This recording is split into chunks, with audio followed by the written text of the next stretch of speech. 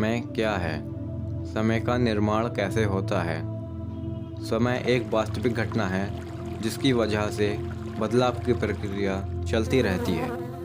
समय अपनी गति की वजह से स्पष्ट होता है। रात दिन, बदलते मौसम, खगोलीय पिंडों की आवाजाही, ये सब समय के होने और उसके चलने का प्रमाण देते हैं।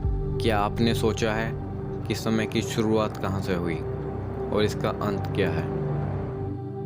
दोस्तों, समय का इतिहास तो हमारी कल्पनाओं से भी परे है, पर मनुष्य ने समय को परिभाषित करने का प्रयास अरस्तु के समय से किया है। ग्रीक हिंदू इतिहास में भी समय का जिक्र मिलता है। अरस्तु, न्यूटन और उस समय काल के बुद्धिजीवियों के अनुसार समय गति का प्रभाव हो सकता है। गति धीमी या तेज हो सकती है, पर समय स्थिर रहता है। समय के स्थिर होने का मतलब है कि धरती और मंगल के 1 सेकंड का बराबर होना।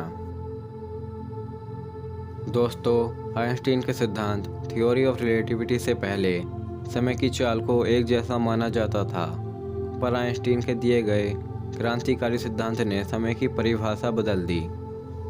आइंस्टीन ने इस सिद्धांत को गणितीय तौर पर सिद्ध किया था। जब उन्होंने ऐसा किया था, तब कुछ ही बुद्धिजीवी थे जो इस सिद्धांत को समझ पाए। हम भी इस सिद्धांत को बिना गणित में महारत पाए नहीं समझ सकते, पर मैं इसे एक उदाहरण से समझाने की कोशिश जरूर करूंगा।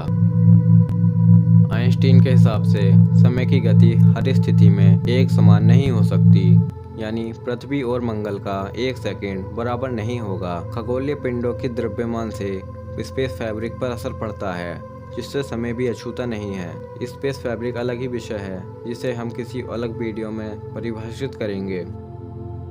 आइंस्टीन के सिद्धांत के हिसाब से कोई भी द्रव्यमान रखने वाली वस्तु प्रकाश की गति से ज़्यादा तेज नहीं चल सकती, यानी स्पेस टाइम में यात्रा करने की एक निर्धारित गति है। ये तो थी समय की परिभाषा। अब सवाल ये उठता है कि क्या हम समय यात्रा कर सकते हैं? समय यात्रा संभव है और 1971 में की भी गई थी। हालांकि वह बहुत छोटे पैमाने पर की गई थी।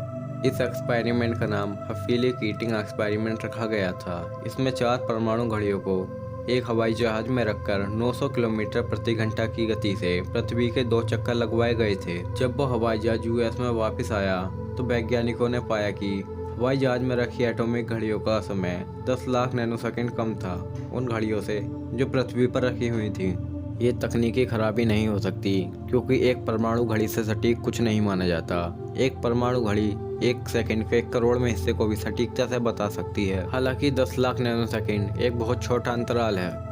इतना मामूली सा अंतर आने की सिर्फ एक ही वजह है, वो है इस हवाई जहाज की बेहद ही कम गति। शायद आपको 900 किलोमीटर प्रति घंटा ज़्यादा लगे, पर इस ब्रह्मांड के स्तर पर यह बहुत कम है। अगर हमें दिखने वाले परिणाम चाहिए तो हमें कम से कम प्रकाश की गति का 95% तो चाहिए। दोस्तों, अब आप एक ट्रेन की कल्पना कीजिए जो कि प्रकाश की गति के 95% हासिल कर सकती है। वो ट्रेन यात्रियों के साथ एक स्टेशन से निकलती है और 85 साल बाद आती है। वो 85 साल हमारे लिए 85 साल हो सकते हैं। ट्रेन में बैठे यात्रियों के लिए वो सिर्फ 1 हफ्ता होगा। उन यात्रियों के साथ भी वही हुआ जो उस हवाई जहाज में रखी घड़ियों के साथ हुआ। उनका समय धीमा पड़ गया। इसका मतलब यह होता है कि जितनी ज़्यादा गति होगी उतना ही आपके लिए समय धीमा पड़ता जाएगा। क्या आपने सोचा है सूरज की रोशनी को पृथ्वी तक आने में 8 मिनट 20 सेकंड का समय लगता है? इसका मतलब ये होता है कि आप 8 मिनट पुराने सूरज को देख रहे हैं, क्योंकि आप वही चीज़ देखते हैं जिसका प्रकाश आपकी आंखों की रेटिना पर टकराता है। फिलहाल की तकनीक से तो हम ट्रेन से समय यात्रा नहीं कर सकते, पर संभावनाओं का अंत यही नहीं होता। आने वाली वीडियो में हम जानेंगे ब्लैक होल और वर्म होल से टाइम ट्रैवल करने के तरीकों के बारे में।